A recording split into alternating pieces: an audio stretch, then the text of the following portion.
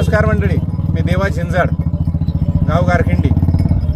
ग्रामीण भागात जिल्हा परिषदेच्या शाळेत शिकून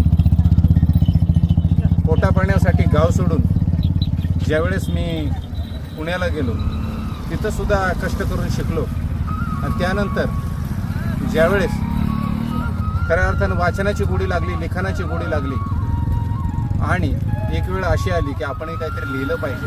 आणि त्याच प्रेरणेतून, त्याच उर्मीतून एक भाकर तीन चुली ही 3 पिढ्यांचा संघर्षपट मांडणारी वास्तववादी कादंबरी आकाराला आली. ह्या कादंबरीविषयी आईशी एकही शब्द बोललेला नाही, कारण तिनं मला तिचा भूतकाळ कधी सांगितला नाही, मी तिला कधी विचारलं नाही. सगळं मामा किंवा प्रस्तावनेत लिहिल्याप्रमाणे मी अनेक जुन्या जाणत्या खोडांचे खरबुड्यात हातात घेतलेले आहेत. अनेक शेकडो किलोमीटर अनवाणी चाललेलो आहे. जिथं जिथं ती गेली, जिथं जिथं तिच्या मनात विहिरी बारवा डोकावल्या, ज्या ज्या ओढ्यानं ती चालली, ज्या ज्या डोंगरावर ती मोळ्या घेऊन चालताना पडली, अनेक ठिकाणी तिच्यावर जी जी संकट आली, तो प्रदेश, तो गाव, ती शेतं, ती रानं, ते बांध सगळे मी पायाखाली घातले पाहिजे, तरच मला तिच्या पायाला झालेल्या वेदना कळू शकते. याच्यासाठी घरात सोफ्यावर बसून वाफ्यावर लिहिलं नाही मी, तर मी प्रत्यक्ष जिथं जिथं जे जे घडलं ते पाहण्यासाठी अनवाणी फिरलेलं आहे. अनेक लोकांच्या मुलाखती घेतलेल्या आहेत. कशासाठी घेतोय ती पण सांगितलेलं नाही त्यांना.